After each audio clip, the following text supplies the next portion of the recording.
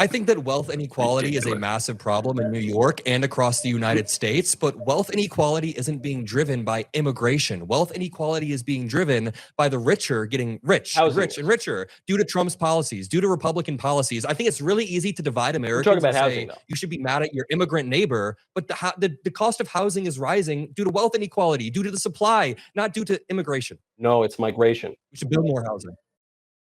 In today's video, Adam Mockler absolutely dismantles Michael Knowles and his MAGA narrative on CNN's The Source. Because let's be real, conservatives spent years obsessing over Biden's age, but the second people start asking questions about Trump's condition, suddenly we're supposed to pretend it's not a topic, and once they get into NYC politics and Zoran Mamdani, it turns into a full-on clash over what's really driving housing prices: greed, policy, immigration, or just a broken system. So let's dive in and watch how Adam Mockler shuts down Michael Knowles on CNN's The Source. Michael, after all the concern on the right about President Biden's health for years, are the questions about President Trump's health legitimate? Alex, I have to ask you, do you imagine Joe Biden ever picking up the phone for the Wall Street Journal and going on and on about his unusual, eccentric healthcare regimen? Of course not. This is night and day. So with Biden, we know, actually, probably the most prominent anchor at this very network wrote a very popular book about the massive White House cover-up of Joe Biden's physical and cognitive decline. When it comes to Donald Trump, this is a man who says he hates exercising. This is a man who says that people are born with a finite amount of energy and he doesn't want to waste it on frivolous activities. This is a man who brags about his McDonald's input. And yet, what are we seeing from him? We see a ton of energy. The man barely ever sleeps. I was in the longest cabinet meeting ever in White House history with him. The cabinet secretaries were falling asleep. This guy was going and going and going. I think there are all sorts of ways the left can criticize Trump. I don't think that his stamina, his energy, or his health are one of them. I mean, Adam, to that point, what do you say to people that says, look, he's still doing his job?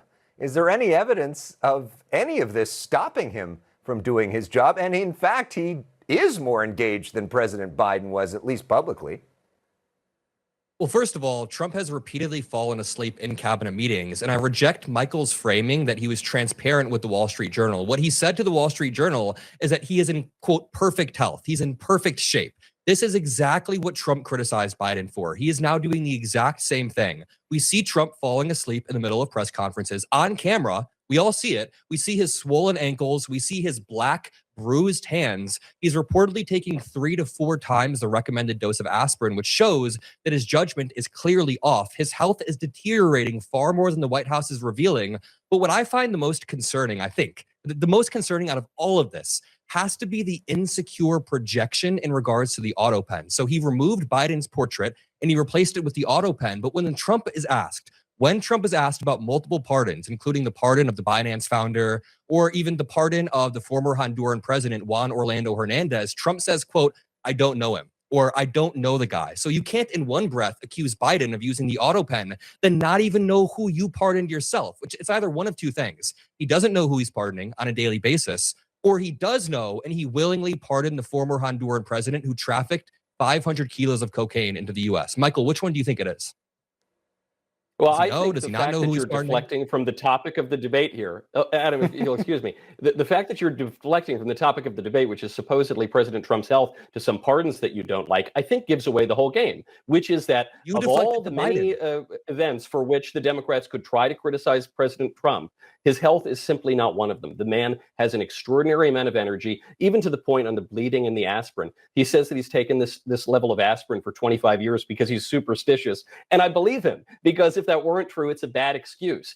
So people can criticize Trump based on all sorts of conventional wisdom, but his entire political mantra is defying conventional wisdom. It seems to be working out well. I think Democrats need a new song. Michael, Americans may be more concerned with their own health care at this point. We know those enhanced Obamacare subsidies have finally ended, which means that millions of Americans have just seen their health insurance premiums go up. For Republicans, do they now own this, and is that bad politics for your party? First off, energy is not the same thing as competence or transparency. Plenty of people can be loud, animated, and constantly in front of cameras while still having serious health issues behind the scenes. That's why modern presidents traditionally release physician reports with actual measurable details: blood pressure, cholesterol, medications, medical history, basic testing, not vague "he's perfect" branding statements. And Trump has a documented history of treating medical updates like PR. Even going back to his first term, the health letters were famously more like fan mail than medical documentation. So when people raise questions now, it's not Trump derangement syndrome, it's literally the consequence of a president refusing normal transparency. And Michael's argument kind of collapses when you remember, Republicans didn't just demand transparency from Biden. They demanded proof constantly, even when Biden was releasing full medical summaries. So if Trump gives the country nothing but "I'm in perfect shape," while the White House dodges real detail, people are obviously going to side-eye that, especially when the same movement that screamed autopin and cover-up suddenly wants everyone to stop asking questions. Also, Adam bringing up the pardons isn't some random detour. It's actually connected to the bigger point: judgment. Because you can talk about stamina all day, but the real red flag is decision making that looks impulsive, poorly vetted, or inconsistent. If the president is personally signing off on major legal actions and then acting like he doesn't know who the person is, that's not energy, that's chaos. So yeah, questions about Trump's health are legitimate, not because anyone wants a gotcha moment, but because Americans watched conservatives turn this into the ultimate leadership metric. The Republicans don't own the healthcare issue, but it is a big problem for them. It's worth remembering that the American healthcare system as we know it began under Franklin Roosevelt, accelerated under LBJ, and was supposedly completed, perfected for all time by Barack Obama. Obviously, it didn't work out that well. But the American healthcare system has been driven by Democrats, but it's in a bad state. And now the Republicans have unified government. So it is a big issue. If you look down at all of the issues, Democrats are on the wrong side of most 80-20 issues. The one issue that they continue to lead on, however, is healthcare. And I think Republicans ignore that at their own peril. If the Democrats can keep momentum up through the midterm elections, it will be because of healthcare. That's what they bet the government shutdown on, and that was a smart calculation. Now, it didn't work for them in the government shutdown. They might have better luck in the midterms, but Republicans cannot ignore it. Let's talk about it. Go ahead, Adam, real quickly. I was going to say, I disagree that the government shutdown aspect didn't work. I can just speak from a personal lens. One of my close friends' mom didn't understand that she was reliant on these ACA subsidies until the government shutdown hit. And now she's been laser focusing on what's going to happen next because, it's hard. When you're a paycheck to paycheck American, a 400% increase in your premiums could be lethal for you. So now she actually did see that 400% increase, and she's been hyper-focused on this since the government shutdown. So it did help bring awareness to the issue. So that issue of affordability goes hand in hand with the healthcare issue as well. And now this issue of affordability was a big part of the New York City mayor's race. Now the largest city in the country has a new mayor, Zoran Mamdani, the youngest mayor of New York in more than a century, propelled to victory by voters who were fed up with the high cost of living, something he talked about often. I want to bring in now to the conversation New York political anchor for Spectrum News, columnist for New York Magazine, Errol Louis. Errol, we've seen a lot of symbolism surrounding Mamdani's inauguration, but what is the biggest difference that we're seeing in terms of policy, how it actually affects real people? Well, with less than 48 hours under his belt, the policies that we know he's going to focus on, Alex, are the ones that he campaigned on. Getting a rent freeze for the million or so rent-stabilized apartments here in New York, something that's been done before.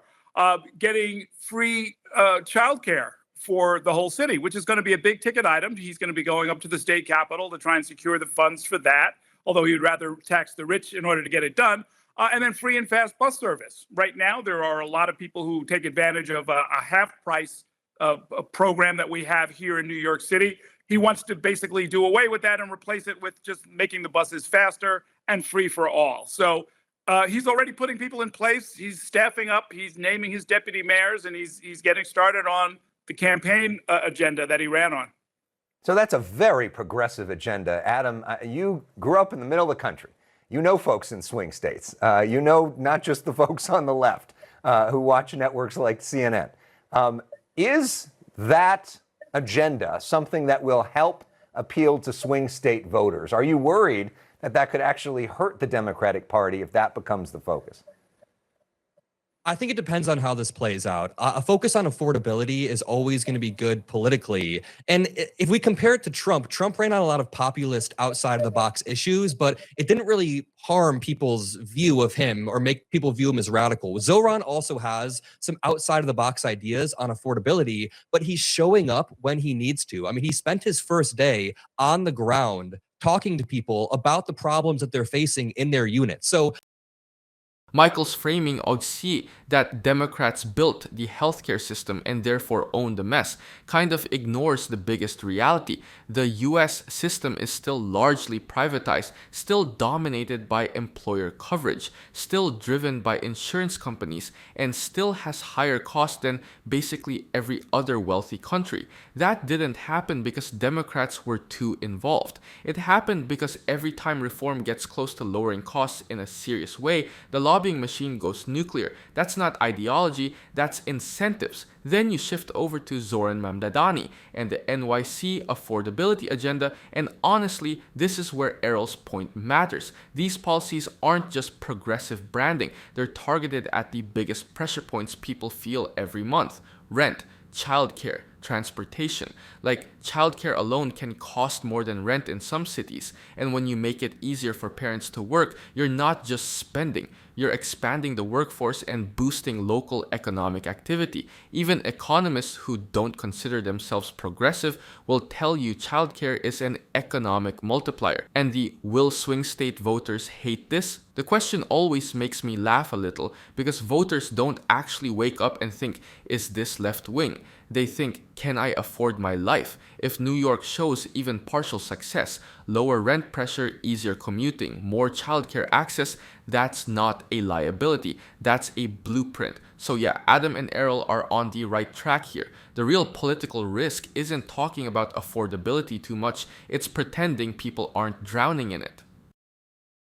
Zoran doesn't have to be perfect or a perfect beacon of liberal policy, but it's refreshing to see someone who's addressing the housing crisis front on, head on. And it seems like Trump agrees. Remember, they met in the White House and Trump said that he and Zoran reportedly agreed on a lot more than expected. And one of those large points of agreement was housing. So maybe they don't agree on the exact policy, but there seems to be an agreement that affordability regarding housing needs to be a focus. Well, and speaking of housing, he also signed some executive orders focused on housing, but he also revoked some put in place by his predecessor, including one that expanded the definition of anti-Semitism, and another one that barred city employees and agencies from boycotting or divesting from Israel. Errol, how is that playing in New York? Well, it's early days because he just did it yesterday on his first day. For background context, people should understand that the prior mayor, Eric Adams, signed a lot of these executive orders after Zoran Mamdani won back in November. So these were kind of symbolic. It's not like there's some existing structure that's now being torn down. What Mamdani did was come in and said, look, any executive orders that were signed after Eric Adams was arrested and indicted about 18 months ago, which was in fact the case, are null and void. And we'll find other ways to pursue some of the goals that the city wants to pursue. But basically, he was saying the last year and a half of the Adams administration was hopelessly tainted by the fact that he was facing federal corruption charges that he was rescued from in a very unusual maneuver by President Trump personally, it seems. Yeah, and Michael, Mamdani drew a huge crowd in the freezing cold. He beat the entire Democratic establishment in the primary and the general. And even President Trump was impressed by him when they met. Is there a risk that Republicans who sort of saw him as their way to beat Democrats in this next year may be underestimating his appeal the way that people have underestimated him for much of the last year?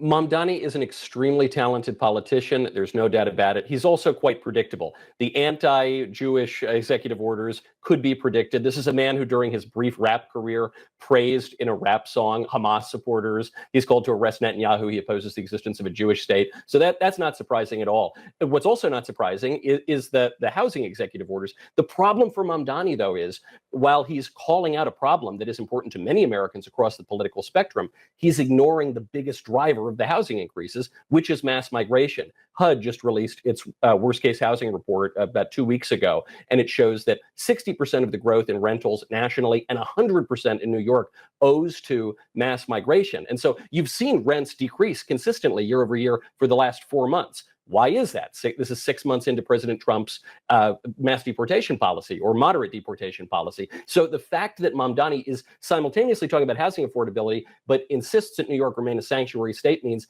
he's not going to solve the problem. He's just going to build a big bunch of ugly projects that are only going to allow New York to continue to fester, sadly. Adam, how do you respond to that?